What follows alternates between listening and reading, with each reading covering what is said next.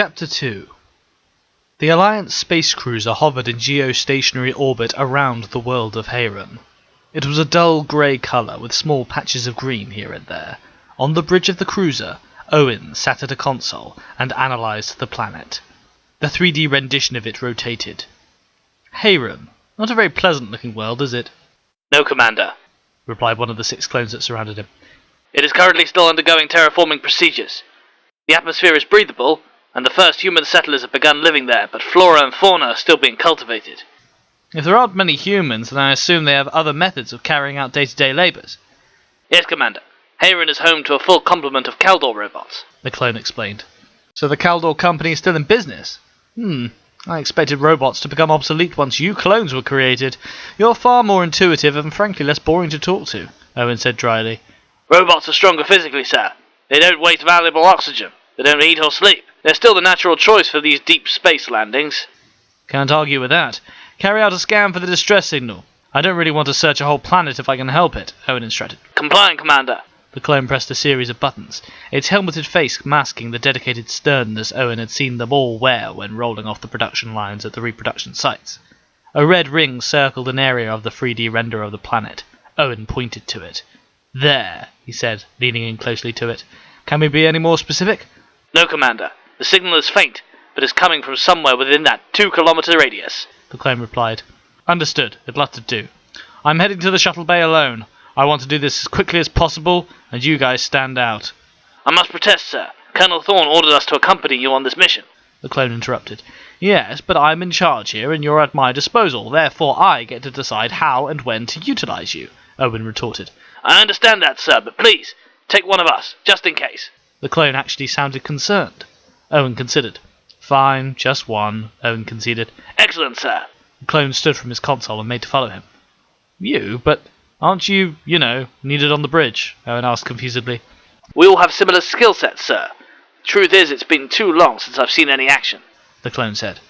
I'm sorry to disappoint you, but I doubt you'll be seeing any.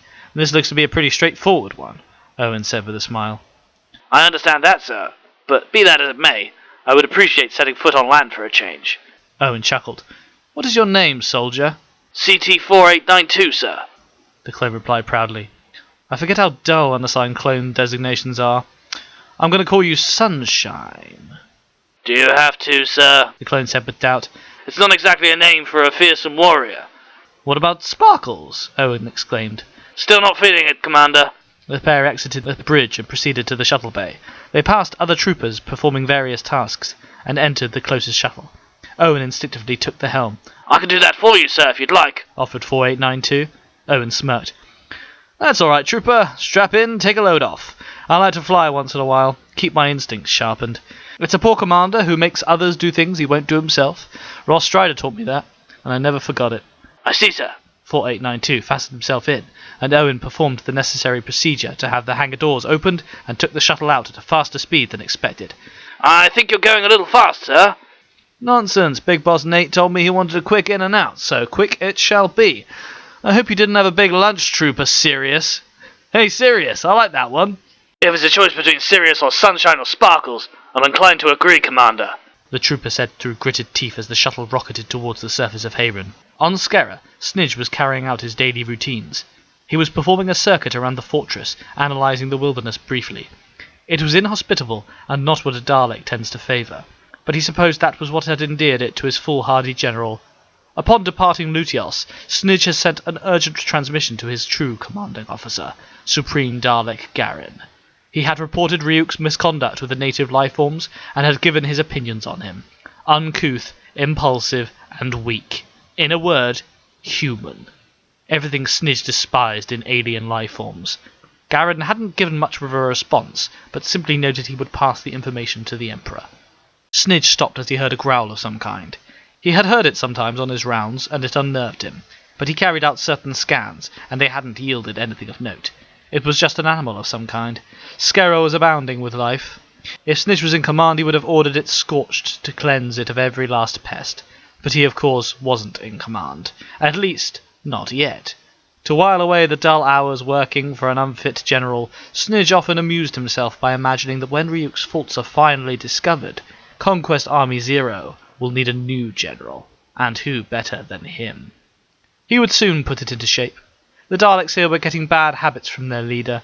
They were actually encouraged to be different from the norm and pursue their own hobbies. Trip was a bore who was more interested in numbers than his own empire.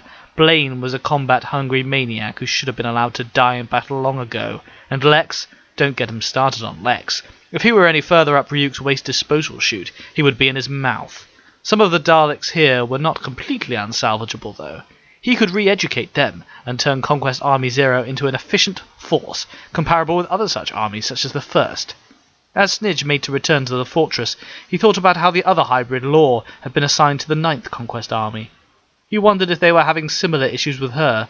From what he had read, she was much more compliant with Dalek ways. But the Ninth was full of misfits, driven mad by encounters with the Cybermen. Maybe once Snidge was General of Army Zero, he would show the Ninth how it's done and wipe out the Cybermen too. As he continued to pursue this train of thought, he entered the fortress and Lex was waiting for him. "Senior Supervisor Snidge," Lex said, trying to mask his contempt. "Sub-Commander Lex," Snidge retorted. "You are summoned by the General. Follow me," Lex ordered. "I obey," Snidge responded, and followed Lex through the complex. The two entered a lift together and stood uncomfortably side by side. Snidge's eye stalk twitched nervously. He wondered what the General wanted. Had he gotten wind of his treachery? What was he talking about? Snidge was no traitor. He was simply performing his duties to the Dalek Empire. If anything, Ryuk should thank him and ask for his assistance to help rein in his disgusting human tendencies. Snidge shook his dome and got a hold of himself. There was no reason to think this meeting was about that. Snidge was still relatively new, and he had a high-ranking position. Of course the General would summon him. Doubtless others would also be at the meeting. As Lex exited the elevator, and Snidge followed behind him, they entered the main operations room. Snidge noticed there were no other Daleks present. Stood facing a screen away from them was Ryuk. Lex moved aside, and Snidge approached. "You wanted to see me, General," Snidge said, a little more nervously than he had intended. Ryuk turned towards him, his eyes cold. "Yes, Snidge. I have something to discuss with you."